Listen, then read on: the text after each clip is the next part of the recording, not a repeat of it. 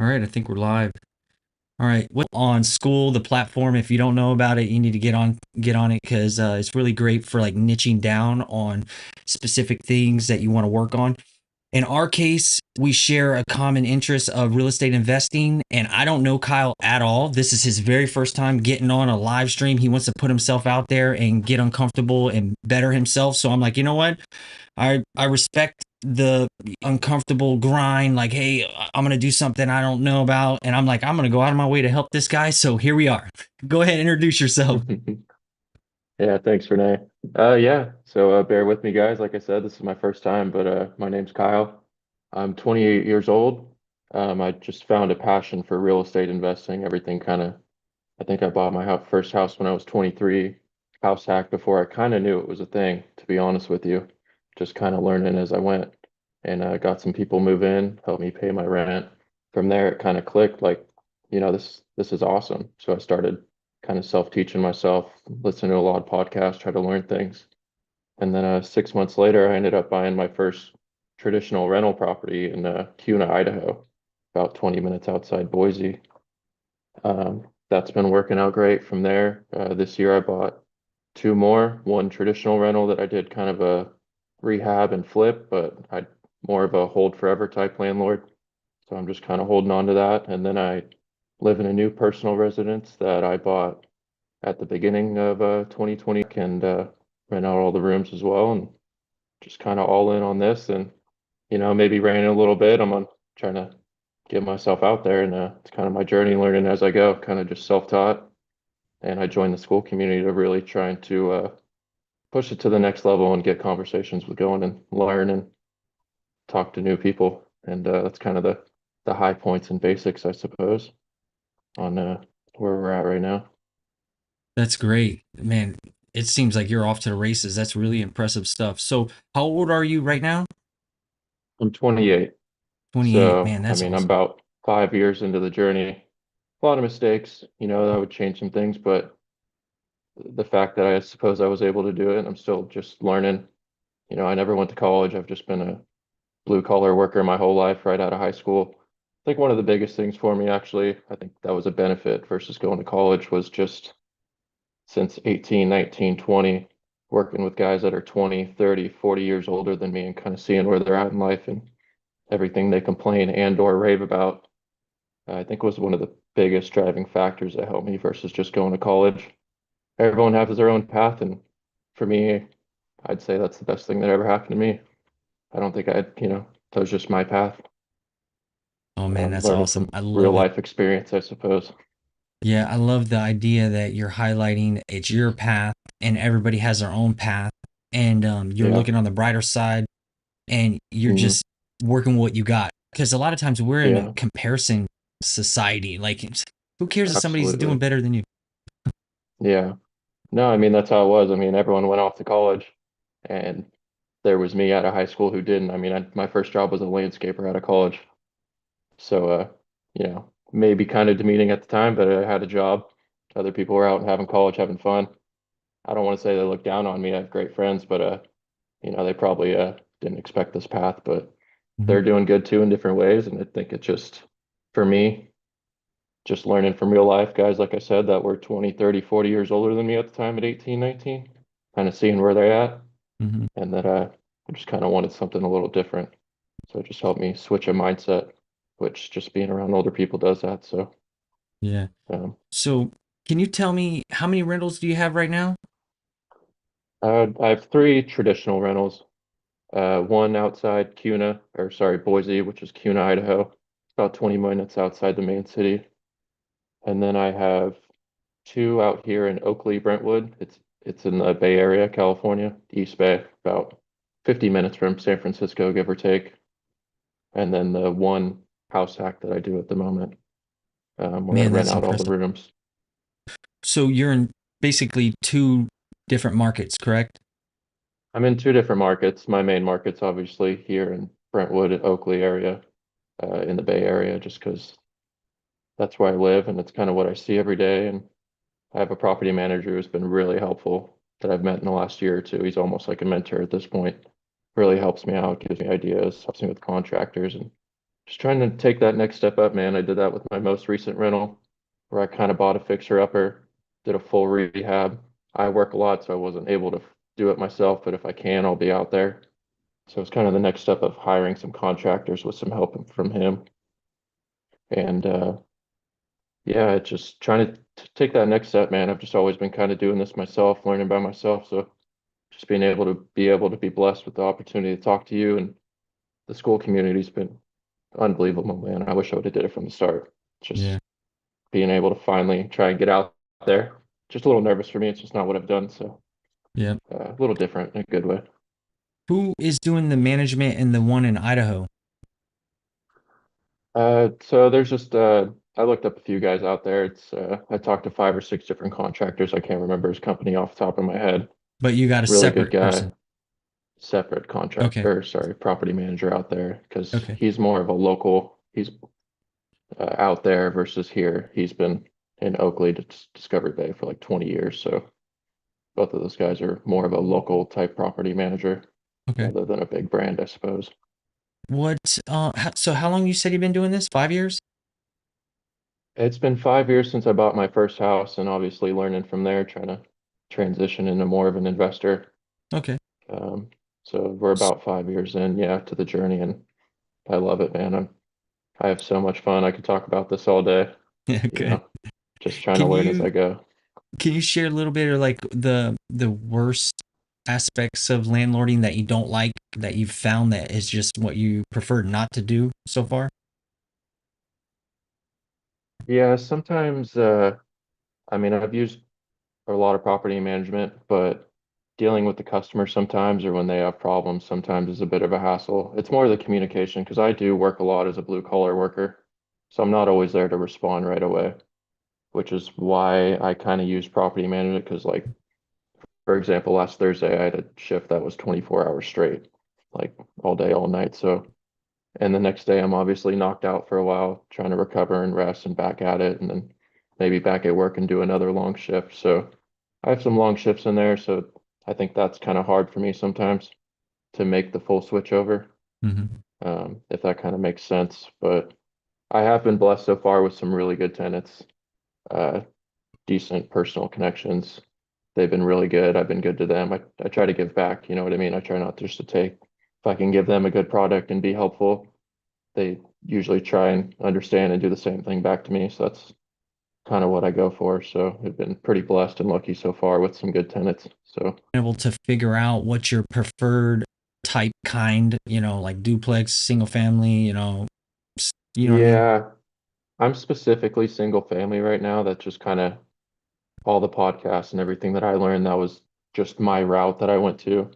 Maybe not the best. There's duplexes. I'm always looking into different stuff, but single families, I think at the moment is just what I know best because I can move in, get an FHA loan, fix it myself, kind of move out, work on it. That's kind of what I'm doing at this one, as well. So my first house was normal FHA loan, get in, fix it up myself from top to bottom, move out, make it a traditional rental, and that's kind of the plan with this one as well. Okay. What would Um, you say the worst type of rental that you have now, or the ones that you would say you'd want to avoid? yeah, the one I'd want to avoid, like in this area specifically, I think houses built after 2005, you pay mellow roofs and just higher taxes for no reason. Kind of makes it harder to move out and make a traditional rental. I try to have basic single family homes that the average person would move into, 1,600 square feet at the most, 3-2, something simple. Anything above that, maybe as a beginner, would be kind of tough to do any type of rehab or fix or do yourself for someone doing by themselves like I kind of have. So I try to avoid big homes with, lots of landscape or something with lots of maintenance. And I try to keep it a pretty standard, livable, nice, rentable home when I leave, I guess, if that makes sense. Just No, something that doesn't that's overstep my boundaries at this time, to being relatively new. yeah, I like it. You're going in with considerations with trying to keep the hands off, and you don't want to overcomplicate stuff, and you're looking for ways to streamline that process of maintaining the Yeah. rentals. So long term, do you think that you're going to be trying to pay off the debt? Are you going to be, 1031 exchange, keep kind of upgrading? Like, do you have an idea of anything Yeah. you think you might want to do in the future with all this? Yeah, that's the biggest question I think I have coming into year five right now. I'm trying to float all those ideas, and that's been the biggest part of joining the school is to really get different input and learn from people. But being in California, obviously, especially as a beginner, it's expensive, you know what I mean? So it's high appreciation. Cash flow is not amazing. I'm just trying to figure out how to trade in that equity. I just have a hard time because I'm kind of a hold forever type guy, you know. And then when you're sitting at a few properties at 2.5%, 3.5% as a rental, I mean, I have pulled HELOCs on it to try and get some money out. That's how I did buy one of the newer rentals. So I've utilized some of that, but I'm kind of I guess year five, that's where I'm really trying to push it to the next level and talk to people and try and understand what the best move is. Whether Good. it's like you said, 1031 versus hold. It's a tough balance, you know, Mm, especially for someone that's new. I It's hard not to try and think you're always making the wrong move, but mm, mm, at least try and learn, you know, yeah. talk to So, people. can you tell me a little bit about what you think you might want to do as far as like you getting married, kids? Like, do you want to stay in California long term? Do you have any idea of like how that might go? Yeah, I definitely want kids someday. So I figured at least two, three kids. I'm kind of pushing off. I want to be in a position where I'm financially free or close to it to where I can be there every day or, you know, do things with the kids and family versus, I mean, no offense, I'm not trying to down like as a blue collar worker, you know, if I work 24 hours a day and then you have kids, I don't know how they balance it. It's really impressive. They're amazing guys that do it. They balance both, but I'd like to go all in and be able to be there for just about everything I can. Maybe even give on the side, like kind of what you're doing and give content and just help people out, man. If I can get to that point, that'd be so much fun, you know. I try to do it as I can. I Yeah, try not to push too much information because I don't feel I'm that advanced, yeah, but I help all my friends out that I can with the knowledge that I have. yeah. I think And this is an California opportunity. wise, yeah. Sorry, go ahead. No, I want to hear the California. You want to stay there? Oh, as California wise, I mean, it's hard to beat the weather, man. And it's amazing weather, uh, you know, year round. Gets a little hot where I'm at, but I actually almost did move to Idaho a few years ago, but I happened to get the job with PG&E that I want, which is our local electric utility company. So I'll be here for a while. It's a really good job. I can't Pretty blessed, can't complain. It's helping me get to where I want to go. So I'll Good. stay put. It's California money and hopefully use it wisely, keep expenses low. What I want to do, you know what I mean? Whether it's give back with content, be there for the family, all the above. You know, there's a little bit of time to figure all that out. Yeah, man. I got three things jumping out in my mind because the first thing is sharing your journey and putting it, documenting it. Because right now you're a Yeah, young, handsome man and you're going to have kids. One day you're going to be older. Like I'm 10 years older than you.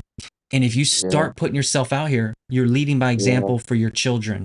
You're going to leave like a little bit of a residue of your personality and everything. They're going to get to look at this. And who cares if anybody else sees it? Your family, yeah, that matters.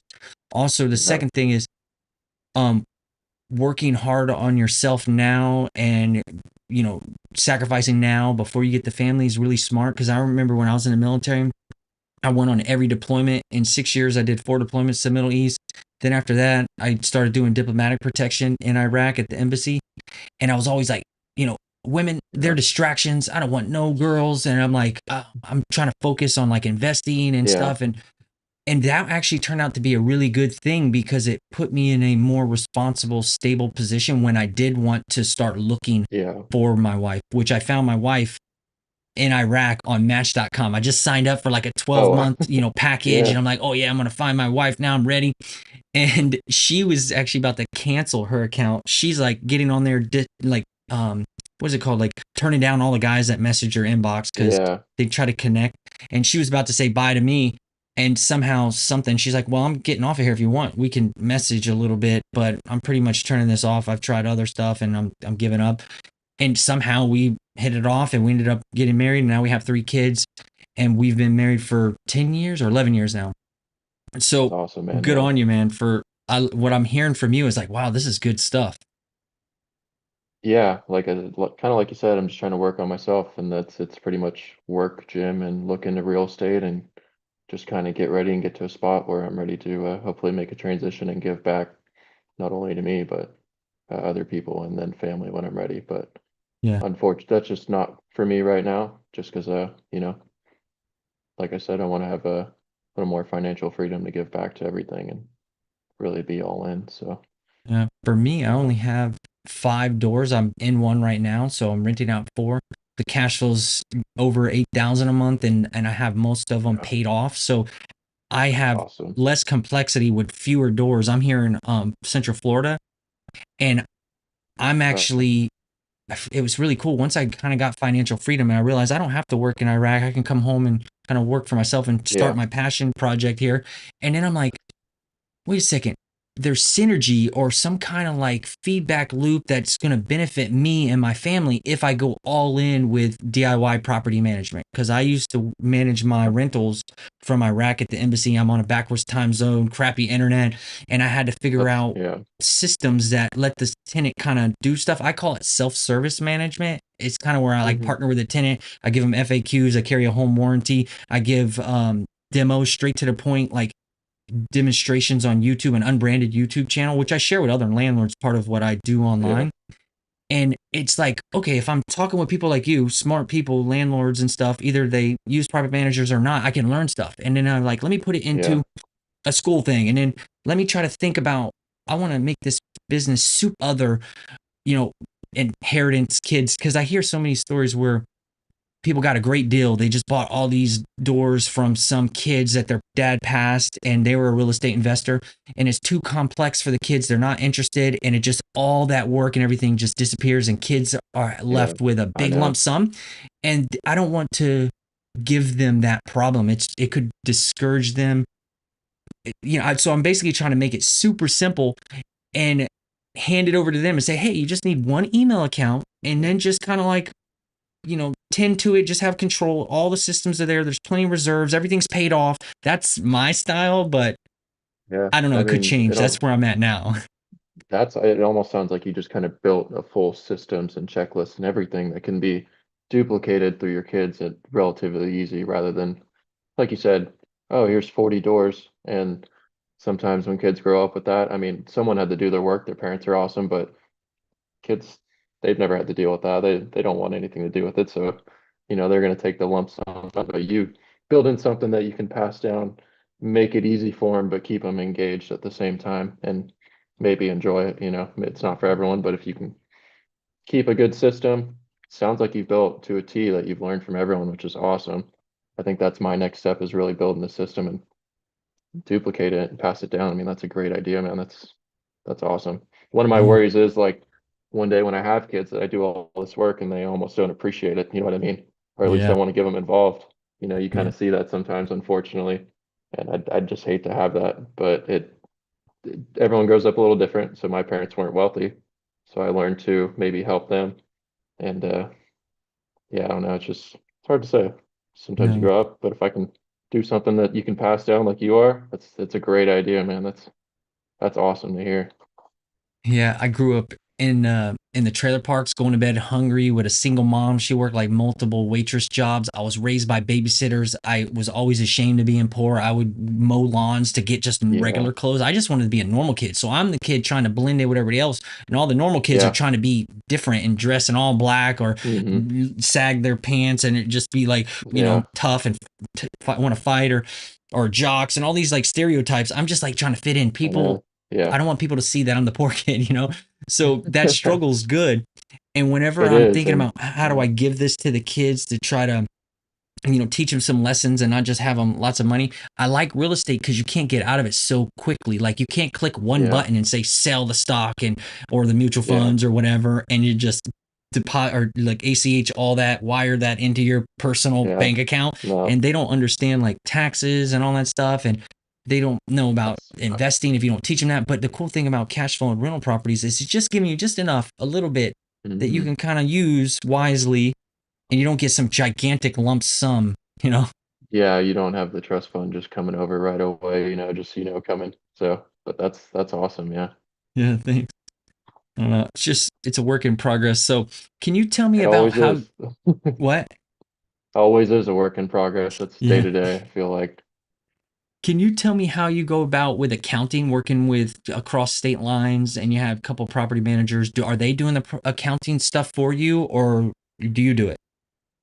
Yeah, I pretty much do most of the accounting. I have an accountant, but it's most of it's pretty basic stuff for the most part. Obviously, I have to have someone kind of do separate taxes for the Idaho thing versus California, so those are separate. But when it's just one property, it's basic stuff. It's keeping track of expenses, rents coming in, coming out, vacancies, expenses, trips.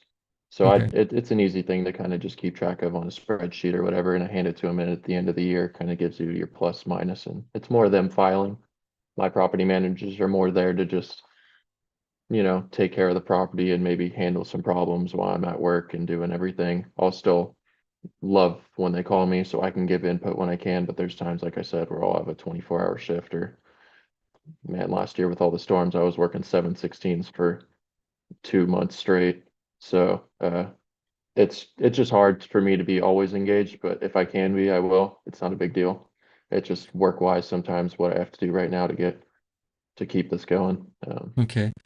That's So how it you is. do the spreadsheet for like bookkeeping stuff per property, Yeah, expenses allotted to each property. correct.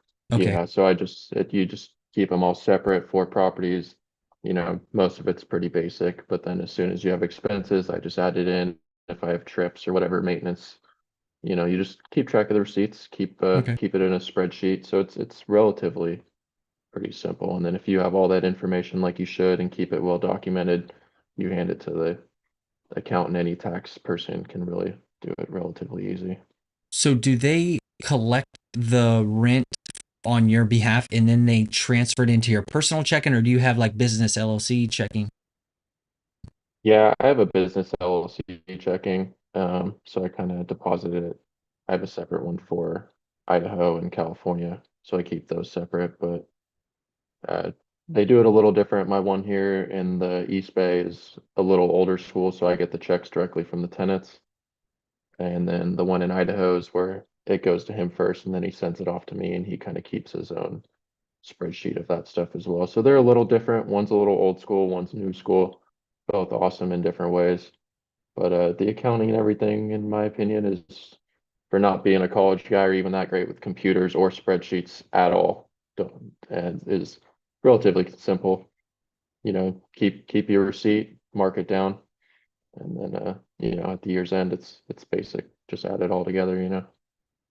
Yep, yep. What about communications with the tenant? Like, do you get their info or the managers, the property managers, if they have any kind of message from the tenant, they go to you and then they relay it back to the tenant?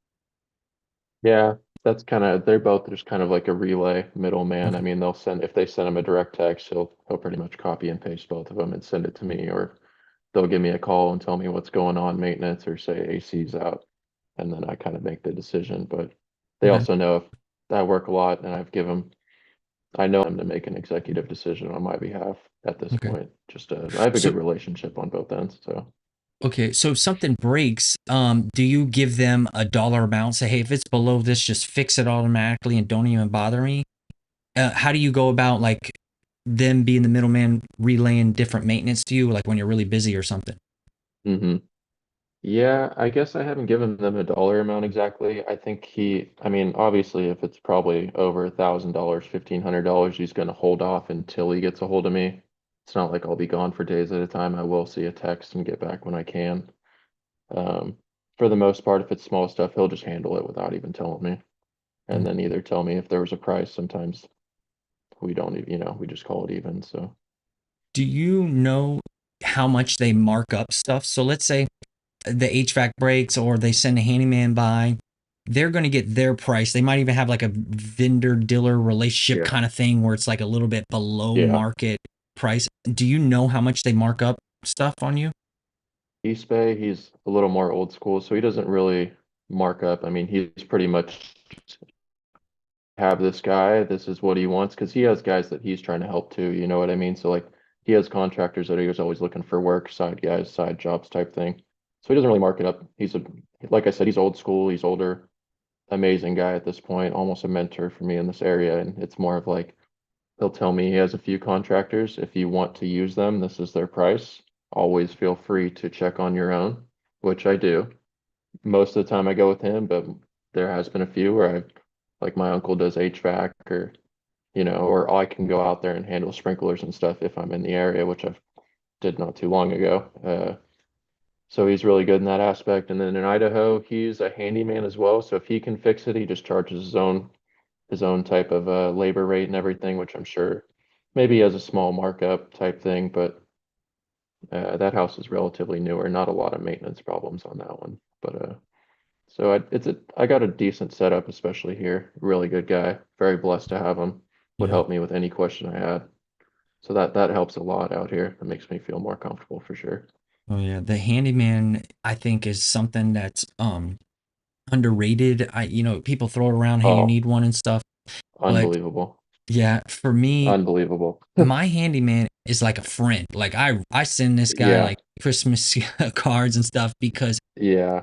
and you know what's really cool? I just recently started listening. I love podcasts or like audiobooks. I listen to this book. I'm starting to. It's long. Podcast guy. The Wealth of Yeah. Nations. And this relationship, Hmm. landlord and handyman, goes back way deep.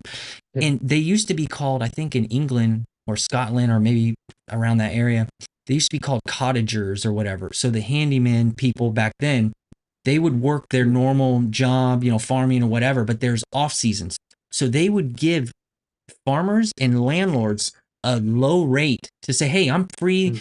I'll work around my Yeah. schedule if you're willing to hire me, and I'll do some extra stuff for like really low, below market, prices." And this relationship goes way back, so it just made me think of handyman as being more valuable, and I really appreciate them more. So I Yeah. want to treat them differently than any other contractor that I might be Hmm. hiring. You know? Absolutely. I mean, what you explained, because like I said, my property manager here in Oakley is a little more old school. He has a handyman that he uses. If he can use him, his name's Ray, he uses him for everything, and he's helped me out.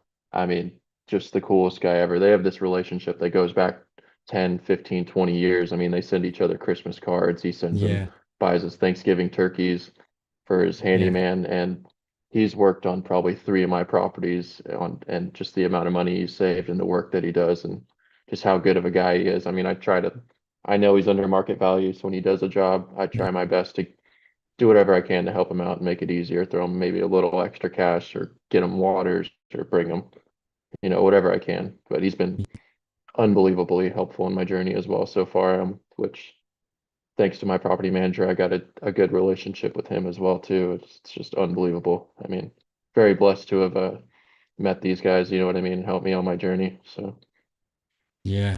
That's cool to hear you re-echo it back and reaffirm it because yeah, I'm over here on the other coast and I'm having the same experience with that, and I value yeah, them when I text them because sometimes they're like, old school, like because the guy I have works yeah. full time at Home Depot, and he'll text or call. He doesn't want any emails. He doesn't want any My Zelle. the He's like, send me handyman's a the same check. way.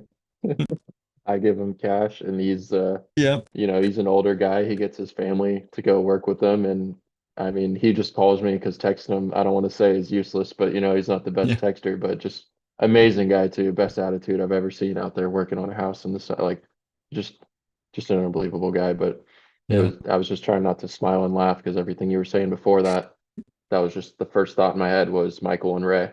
And Yeah. I mean, that was them to a T. So it That's was it was awesome. funny to actually hear from you as well. Yeah.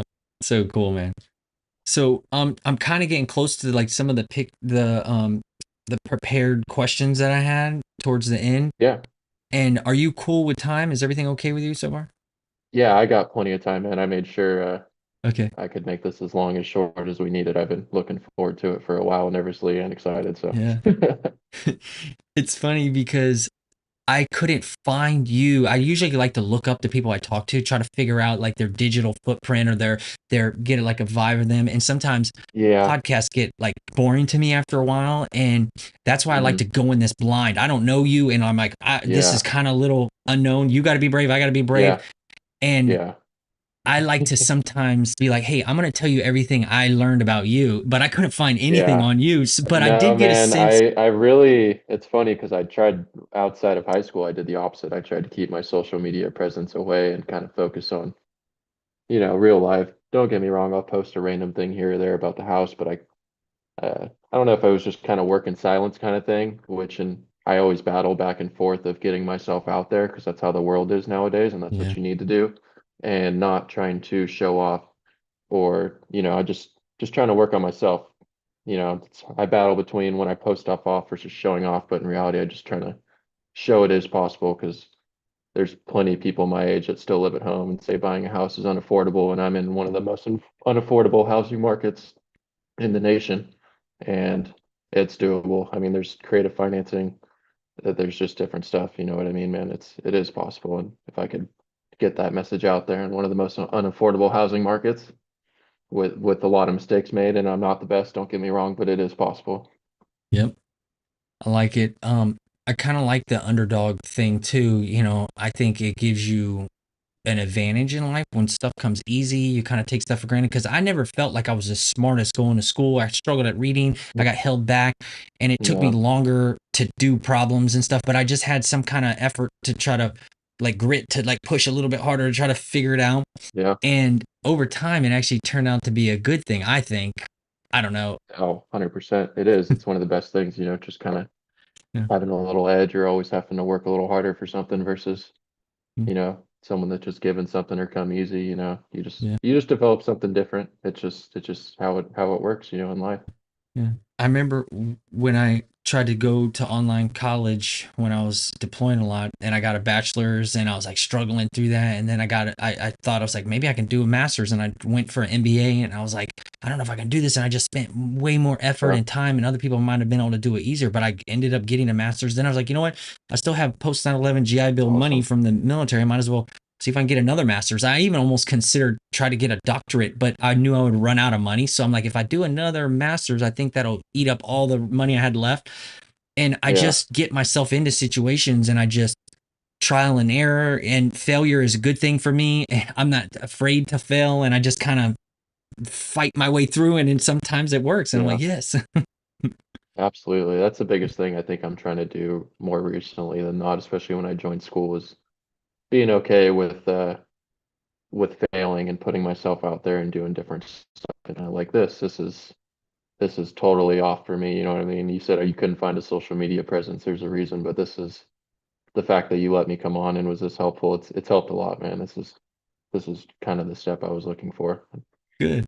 I did get a sense from you as we were trying to arrange this that you are a little bit more of a tougher guy because you're saying I'm going to the gym, I'm waking up early. I'm like, why is this guy saying he's nervous to get Yeah. on camera? And it's kind of funny to me, but you did it anyways.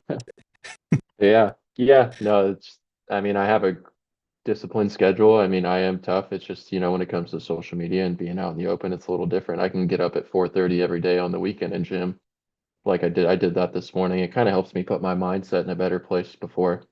So gymming's a huge aspect in my life, especially Yeah, before this. I made sure I got up early, got a gym sesh, ate, and then come in here and it just kind of clears my mind and helps me out a little bit. So, but yeah, yeah, I mean, it's the being out in the open, trying to do something different, being okay with failing, maybe saying something people don't agree with or look down on. But I guess everyone's gonna have an opinion on you no matter what. I mean, yep. just keep doing what you're doing as long as you know what you're right.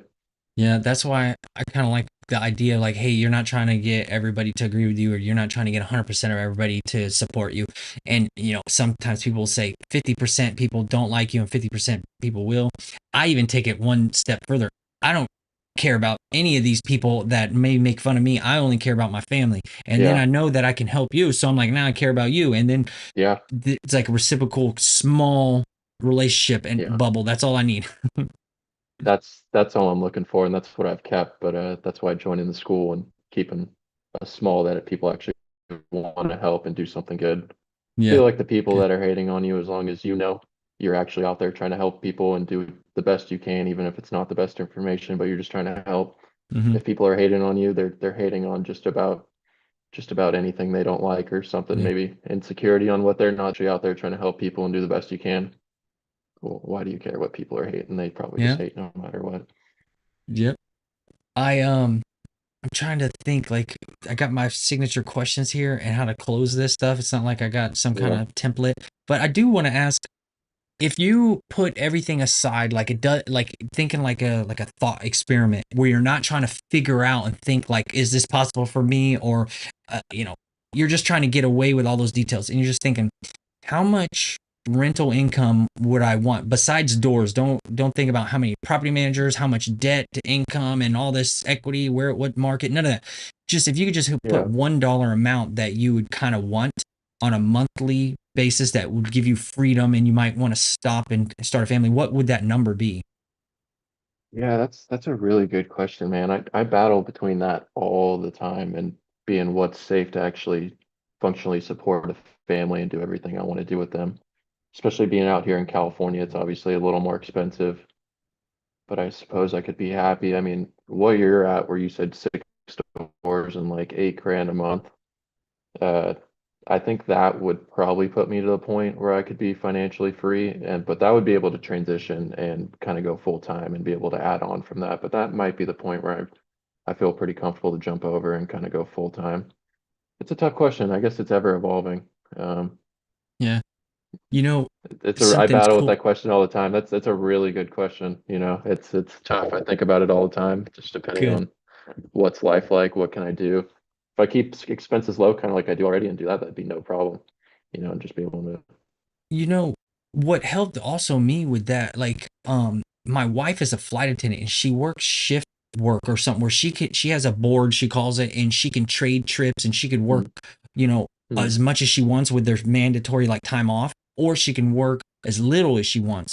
So she does help bring in some of the income. So we got the rental income, yeah, her job, and um a lot of times like the male figure may not want the wife to work, sometimes they do, but either yeah, way I think it's good to consider having some flexibility on the wife's side and or also yeah. your side. So like you don't have to quit cold turkey, you can still like, do whatever, like if you have an eye for it, whatever you're doing now, think about, are there like contracts where they just hire some guys sometimes, or like, I could take a step Mm, back from this full time, yeah.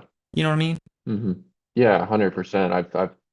I'm glad you brought that up because it kind of reminded me like I mean, I make decent money at my job now with PG&E, don't get me wrong, but if I'm making 8K from passive real estate, I mean, not semi-passive, you know, Hmm. I could take a job at whatever I want. I could go work at the gym and help people improve their fitness. I could, and then on the side, like talk to people about whatever they need. There's stuff that I want to do. And like, if I'm going in, like it's because I want to and I enjoy it. You know, I wouldn't just fully retire and golf every day, Yeah. but it opens the opportunity to, I mean, I don't need to make a lot of money. I'm not there for the money. I'm just there to work on something, whether it's help someone or just do something I enjoy at the same time.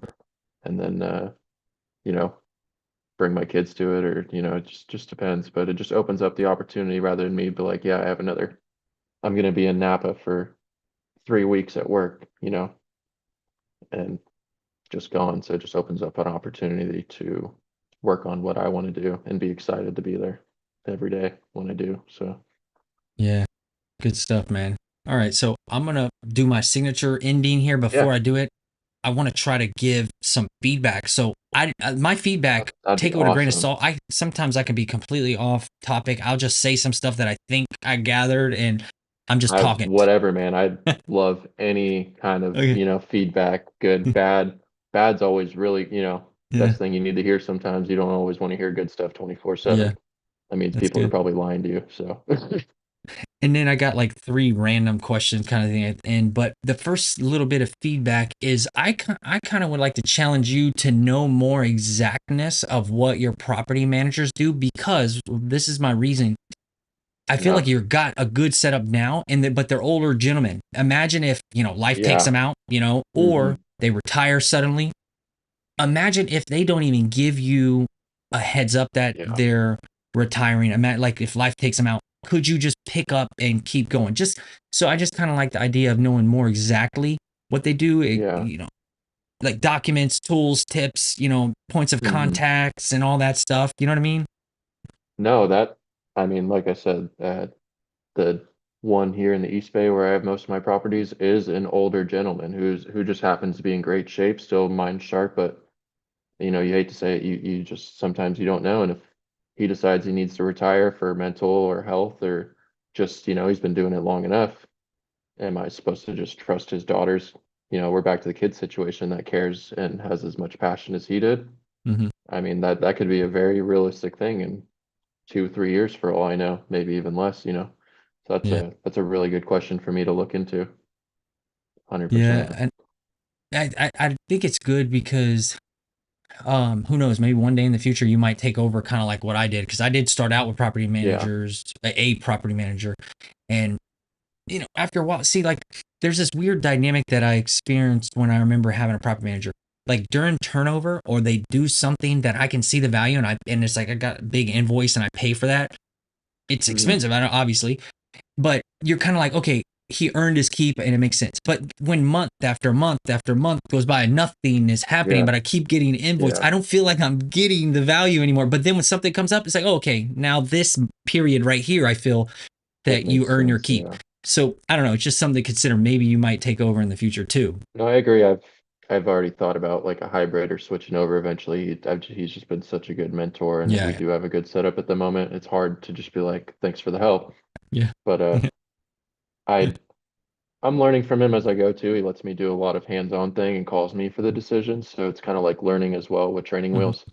And I think over a year or two, I could possibly switch over. But if I ever did reach my financial goal, that's something I could do no problem. You know what I mean? Hmm. If I have the time to do it, I would call me at 2 a.m. It doesn't matter, man. I'll come fix the sprinkler. I'll get someone there, Yeah. So So another piece of feedback would be like, you're very well spoken, handsome young man. There's nothing, there should be nothing holding you back from putting yourself out there. Like, I want to see better social media presence from you. I want to see videos. I want I to see yeah, all kinds of stuff, and I'll follow and like and support you, man. I want you to do that yeah. stuff. I think my biggest fear in that also is just trying not to give people, obviously I wouldn't be doing it on purpose, but I'm just not sure if I've been doing it 4 years. I hate to be out there and act like I'm a 20-year experienced guy. You should do this.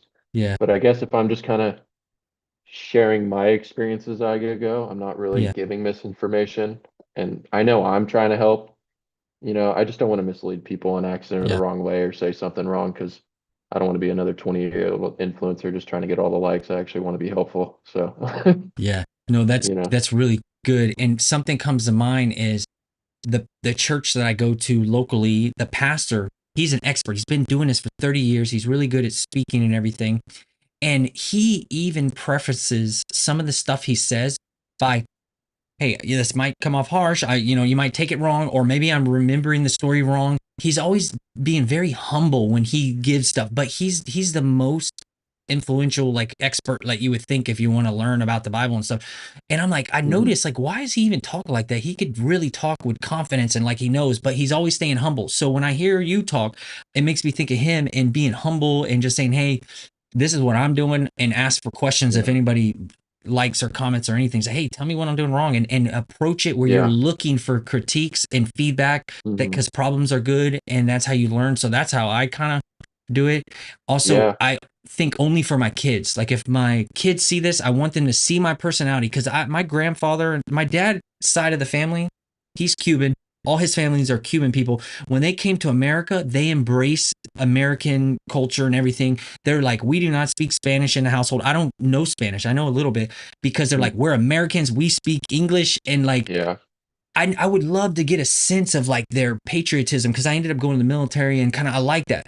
My mom is yeah, a like a hillbilly descent. She's from Tennessee and she's tough and she always likes to like yeah, fight and argue, and she's got a defiant side to her. And I would like to know, she called her dad, we referred to him as Papaw. We never really saw him. Hey, Papaw this, Papaw that. And like it would be cool to get a sense, like, who are these men that I kind of hear about, and it would be kind of cool. So that's what I'm yeah. doing here. It's like, most people won't care about us. They won't even watch the whole thing all the way through, but your Yeah. family will, and that's what matters. Yeah. Yeah. 100%.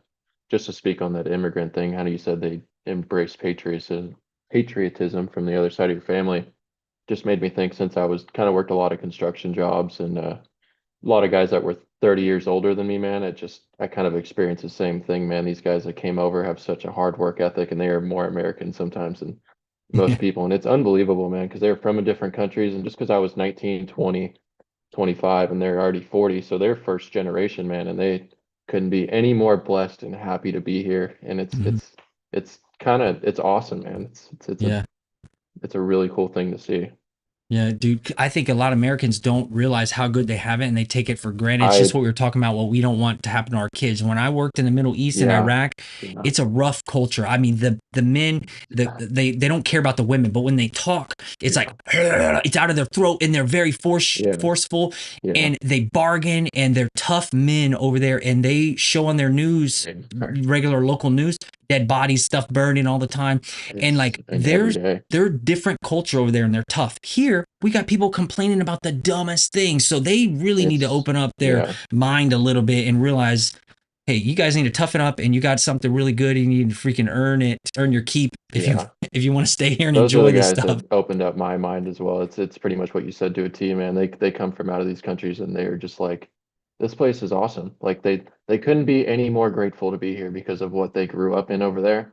And then people complain and they say this and that. And the true immigrants that I've worked with in my profession, being a blue collar worker, because there's a million of them, hardworking guys, amazing workers, is how grateful they are to be here and what they think and their opinions is actually quite unbelievable than I think what the mass population thinks when they're speaking immigrant. So that's just Yeah, my experience being a blue collar worker. So that's good. That's good insight that you could share with people on your YouTube channel or whatever you're going to start. And I want to see that stuff. yeah, yeah.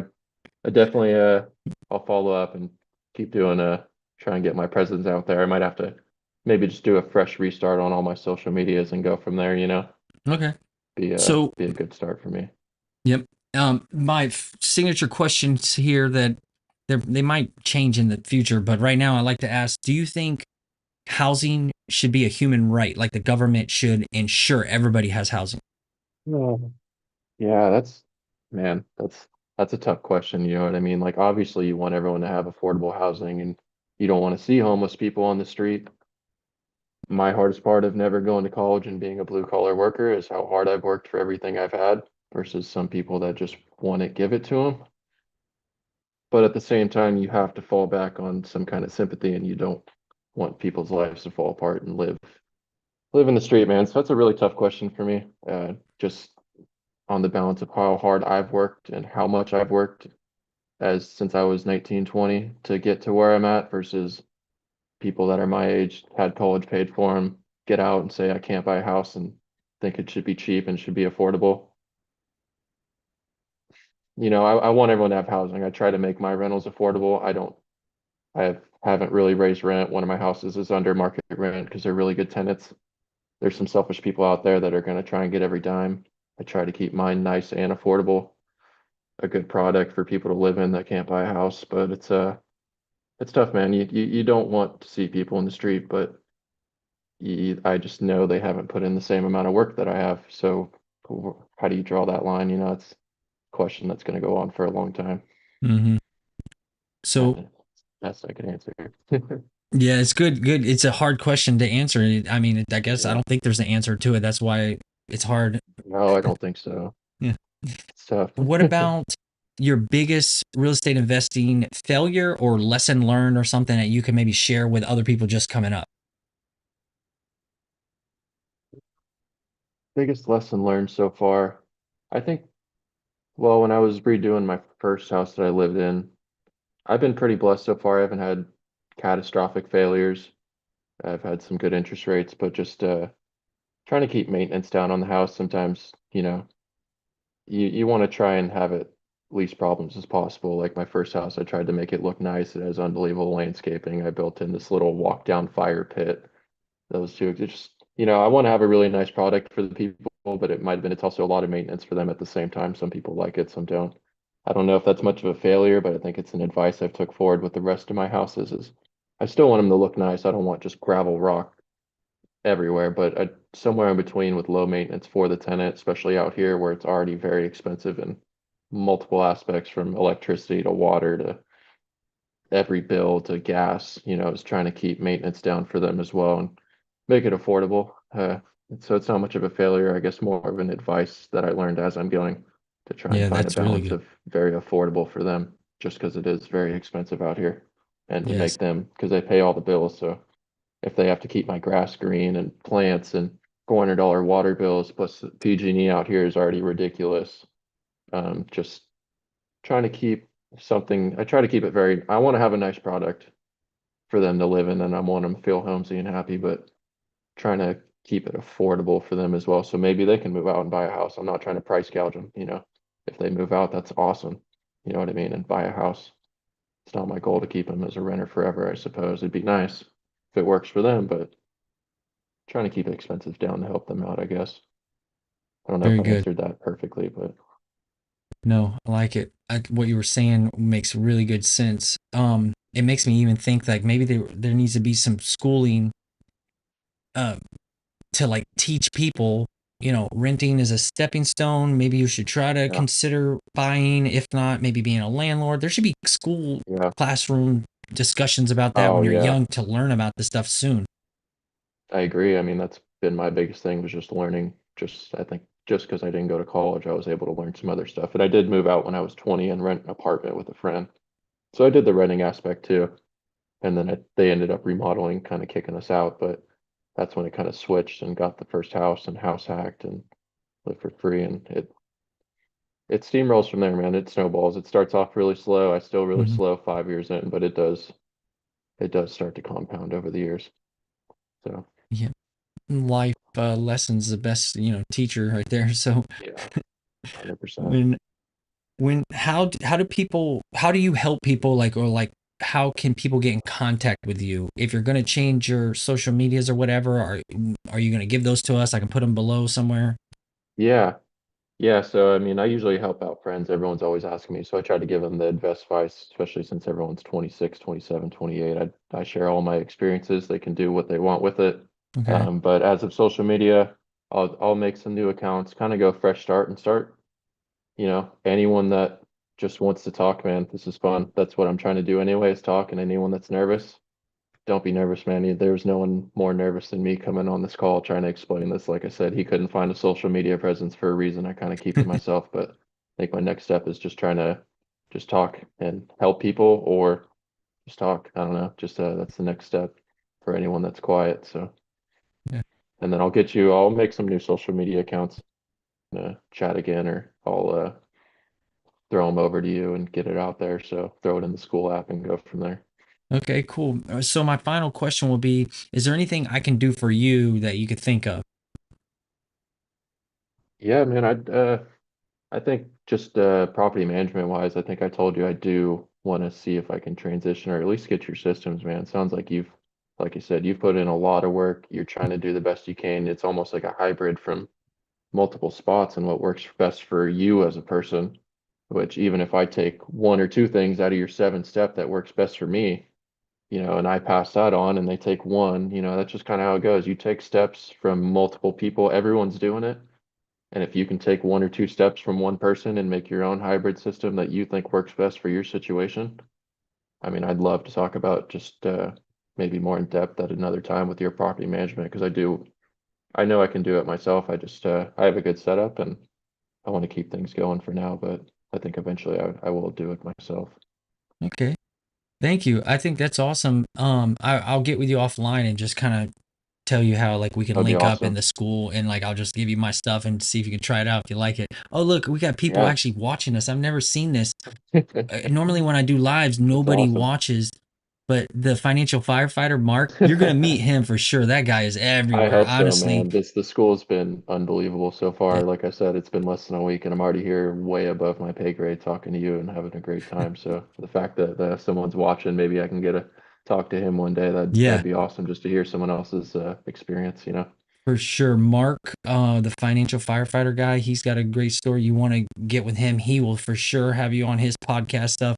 And his is more formal and he's better, way better than me. Like he's asked me to be on his and I'm nervous so I can relate. I'm like, no, no, no, no. I don't want to be on yours yet. I'm Yeah. not ready for that.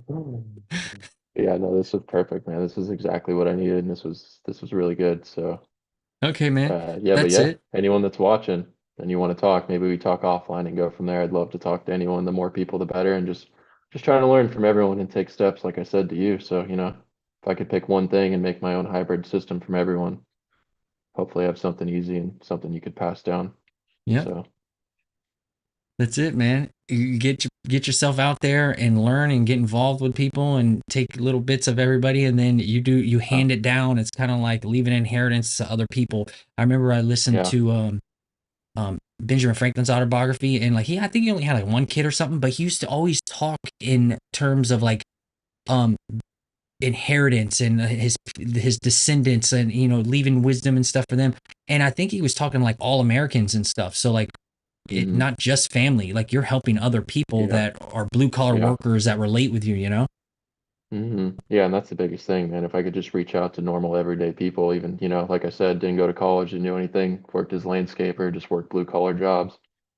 I mean, it's possible. Most unaffordable market in the country, damn near. And if I could even pass on one thing to get them into a single family residence that they live in for the rest of their life, man, my job's semi-complete, man. Just help one person do one thing. Yeah. It's rewarding too. That's awesome. Well, thank you so much, Kyle. I think I'm going to end the stream and then I'll finish up with you on Zoom. Yeah. No, that was awesome, man. I really appreciate you having me on. That was a lot of fun. I'd love to chat again anytime you're available. I'll try and make myself available. And this was exactly what I wanted. So hopefully Great. keep going from here. Awesome. See you later.